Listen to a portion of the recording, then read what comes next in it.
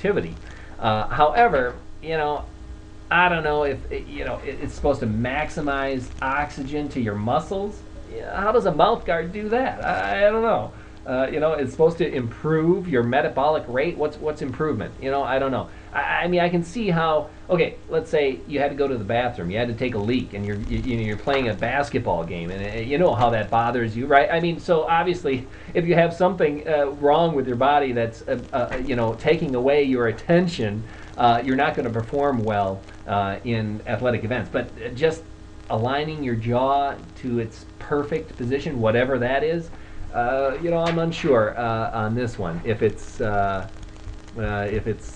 all what it's cracked up to be. But sports leagues certainly are thinking about it. If they have to regulate this thing like they regulate steroids, no more pure power mouth guards because everyone's going to be hitting home runs or throwing touchdown passes. So it's interesting. It's obviously got the attention of all of these sports leagues, but I'm thinking it's more placebo than anything else. I mean, maybe there's a slight effect there, but I'm not going to say that what they have in their little promotional stuff here as far as improving everything. Let's see here. I'm going to see if I can get clear out this effect here. See if I'm going to clear out the scrolling bottom part here. There we go. Okay. Just getting prepared here for Max, of course. Wanted to get rid of the scroll since we've started the program already. Okay, now I'm going to introduce our guest for tonight. Like I mentioned, here we'll bring up a picture. Dr. Max Moore, like I mentioned, founder of the Extropy Institute and well known among transhumanist circles and futurist circles. And I'd like to say welcome to Dr. Max Moore. How are you doing this evening? Thank you, Justin. I'm doing very well.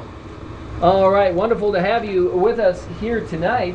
I just want to start out with if you could give the audience a little background information on how you originally ended up in kind of the transhumanist, futurist kind of field, and kind of your background, your education, and up until this point in 2008. Just a general overview. Okay, well, I should probably start off by saying, for those who've looked at the webpage on this chat, maybe a little confused by looking at the picture, because John, I believe it's probably John Gray, described me as one of the 800-pound gorillas of transhumanism. And from my photo, you probably think I don't look like 800 pounds, but I have trimmed down to a healthy fighting weight of 730 pounds since then.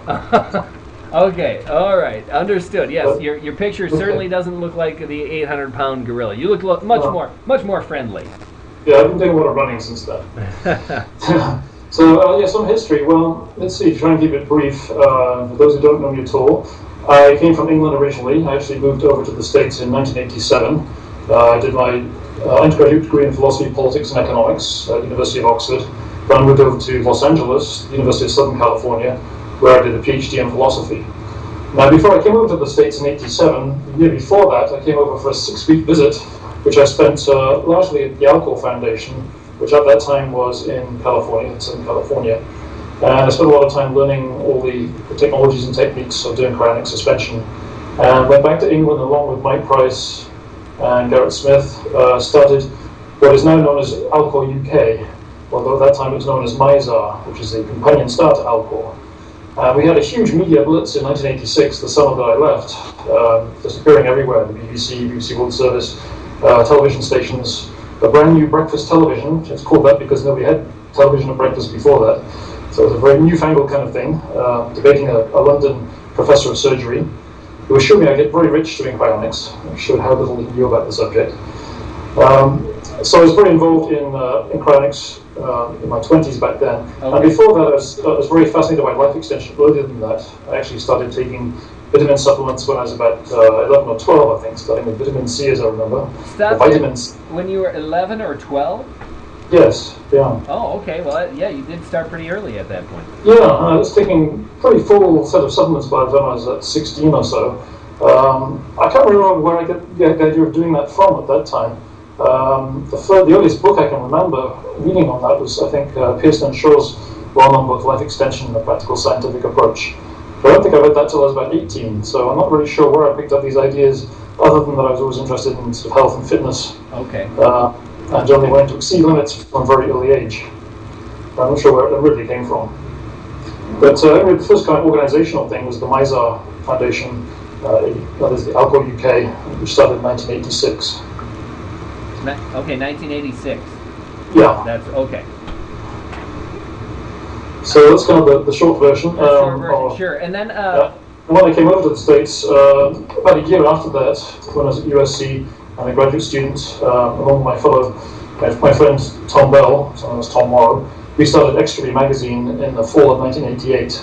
And that actually was kind of a continuation of a magazine I did back with MISAR, a couple of years before that.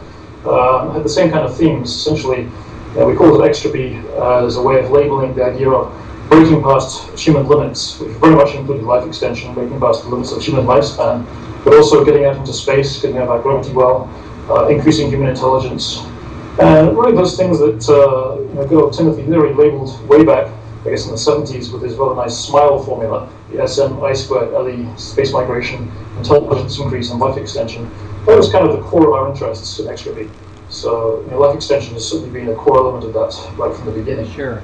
And then you ended up forming, you were the founder of the Extropy Institute, correct? Yes. Myself and a few others got together and decided that we'd expand on the magazine by creating an institute. There seemed to be a role for it. It's kind of, for those who are fairly new to sort of transhumanist and life extension ideas, it might be hard to imagine what it was like back in those days, really, the late 80s. Because back then, there was very little discussion of these ideas, except to laugh at them, or a little bit in science fiction, perhaps. But there was really no discussion other than some fairly obscure magazines. One I can think of is, anybody who actually remember this will remember it very fondly, I'm sure, Future Life magazine, which was an offshoot of Star Wars magazine, I believe. And they had interviews with Robert Anton Wilson and I think FN 2030 and a few other people. And they were explicitly interested in life extension. There's also a newsletter called Claustrophobia, which is really like a kind of proto-Extropy with the same kinds of interests.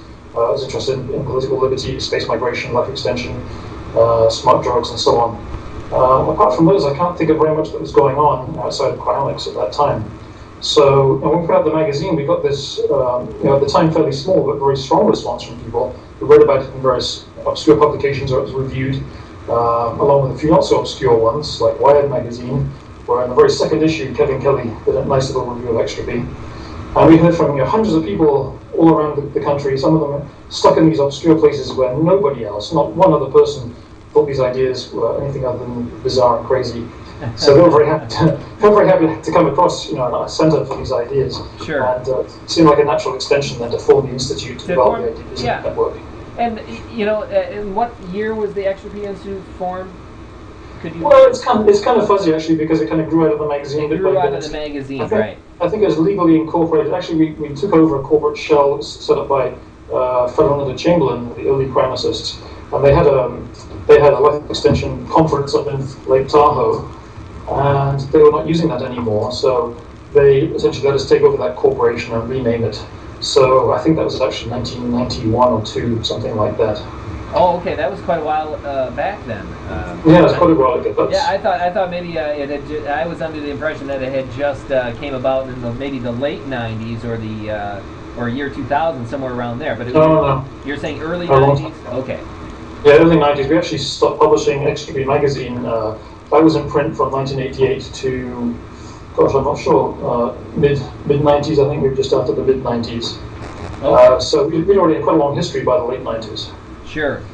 All right. Yeah, because I just came on the scene really in around the year 2000, and Extropy was one of the first places that I saw all of the futurist and transhumanist thought occurring. But that leads me to the next question here, the next thing to discuss. What you mentioned that in the forums that was posted about how transhumanist movements have been corrupted by some of its currently prominent spokespeople. Who have misrepresented its origins, and this is symptomatic of a broader problem confronting a movement consisting of all too human people attempting to drive a transhuman cause. Now, Could you expound a little bit